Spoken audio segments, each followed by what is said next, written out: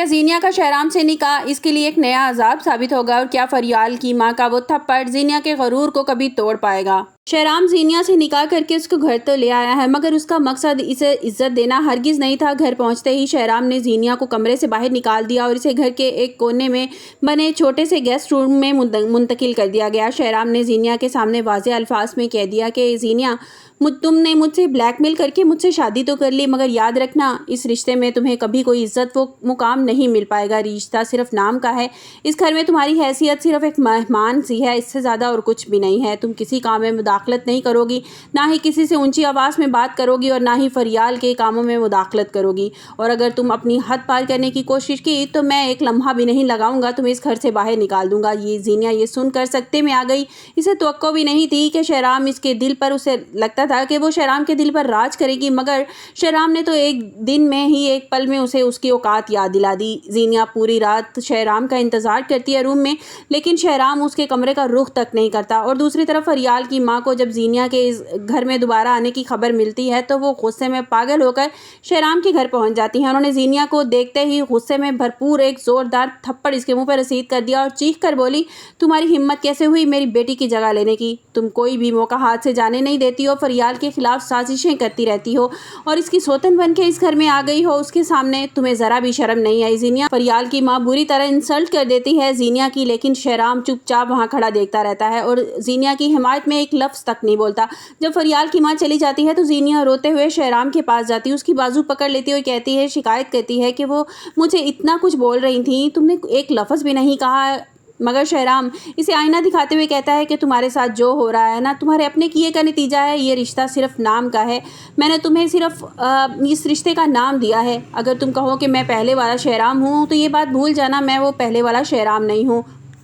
ज़ीनिया को अब समझ आने लगी है कि जिस चीज़ को वो अपनी जीत समझ रही है, दरअसल वो इसकी ज़िंदगी की सबसे बड़ी हार थी। और जिस घर में वो राज करने के ख्वाब देख रही थी, वहाँ हर कोई इसे हकारत की नज़र से देख रहा था। वो अपनी माँ सीरत बेगम को फ़ोन करके सारा दुख बताया, मगर अब सीरत बेगम के पास भी उसको कहने के लिए कोई अल्फाज नहीं है। अब ज़ीनिया घर के गेस्ट रूम में कैद होकर रह गई है। शहराम मुकम्मल तौर पर इसको नज़रअंदाज कर रहा है। दूसरी तरफ फ़ेरोज़ की माँ मोइना, जो अब भी साजिशों से बाज नहीं आती, वो फ़ेरोज़ के घर पहुँच गई ताकि शांजे को मज़ीद जलील कर सकें। फ़ेरोज़ की माँ ने शांजे को अकेला देखकर इस पर जादू टोना और तवीज़ का करना शुरू कर दिए और इसे बुरा भला कहा, मगर ऐन उसी लम्हे फ़ेरोज़ घर में दाखिल होता है और अपनी माँ को सब कुछ करते हुए देख लेता है। फ़ेरोज़ अपनी माँ के सामने डट जाता है और वो डस्टबिन में पड़ा तावीज़ देख लेता है और अपनी माँ से कहता है कि माँ, ये क्या चीज़ है, मुझे कुछ पता नहीं चल रहा। जैसे ही वो हाथ में उसको पकड़ता है, ओपन करता है तो पता चलता है कि मामा ये तो तवीज़ हैं, आप शांजे पर तवीज़ करना चाहती थी। फ़ेरोज़ अपनी माँ से साफ कह दिया कि वो शांजे के दिल से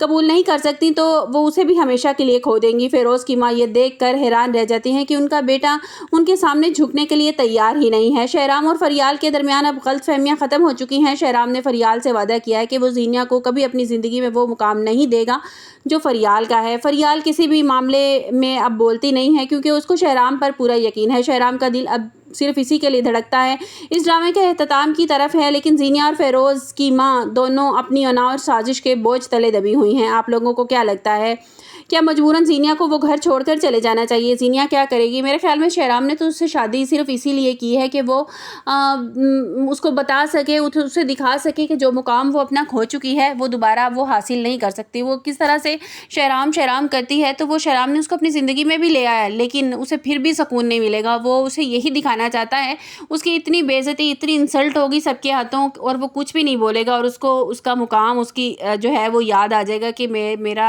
क्या मुकाम है इस घर में, क्या मर्तबा है।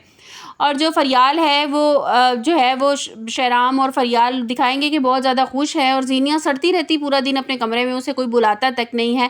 और शहराम जब उसे घर लेकर आया था तो उसके पेरेंट्स देख के कहते हैं कि इसको तुम फिर ले आए हो, हम अपने घर का सुकून बर्बाद नहीं करना चाहते। जिस पर शहराम उससे कहता है कि अब ये किसी से ऊंची आवाज़ में बात भी नहीं करेगी, अब मैं इसको इस तरह से रखूँगा कि ये उफ तक नहीं करेगी और चुपचाप अपने कमरे में पड़ी रहेगी, किसी से मुदाखलत तक नहीं करेगी। अब देखना ये है कि क्या ज़ीनिया कोई चाल नहीं चलती। जैसे ही वो किचन में गई थी, फरियाल किचन में गई थी तो ज़ीनिया उसके पीछे चली गई थी और तब भी वो उसको बातें सुना रही थी कि वो दिन दूर नहीं है जब मैं तुम्हें इस घर से निकाल दूंगी। तो वो मतलब समझ लें कि रस्सी जल गई लेकिन बल नहीं निकला। वो अभी भी झुकने के लिए तैयार नहीं है। अगर उसे थोड़ी सी उसमें अकल होती तो वो अब भी झुक जाती, सबसे माफ़ी मांगती, जाके गिड़गिड़ा के माफ़ी मांगती। और दिखाया ये गया है कि फरियाल का दिल बहुत बड़ा है, अगर वो अपने दुखड़ा उसको सुनाती या रोती उसके सामने, उससे गिड़गिड़ा के माफ़ी मांगती और कि हम एक ही घर में रह लेते तो शायद कुछ बेहतर हो सकता था। लेकिन शहराम उसे इसी नीयत से घर में लेकर आया है कि उसको ज़लीला ख़वार किया जाए और वो खुद ही उसकी ज़िंदगी से निकल जाए। उसे यही समझ आया कि जब तक ये अपने खुद मजबूर होकर मुझे छोड़ के नहीं जाएगी ना, ये हमारी ज़िंदगियों को यूं ही अजीरन अजाब करती रहेगी। आप लोगों को क्या लगता है कि क्या शहराम का ये फ़ैसला दुरुस्त था, और क्या ज़ीनिया कितनी देर तक इस घर में टिक पाएगी, या ज़ीनिया फरियाल और शहराम को बर्बाद करके इस घर से निकलेगी? आपको मेरी वीडियो कैसी लगी कमेंट्स बॉक्स में अपनी कीमती राय का इज़हार ज़रूर कीजिएगा। मिलता है एक नई वीडियो के साथ, अपना बहुत सा ख्याल रखिएगा।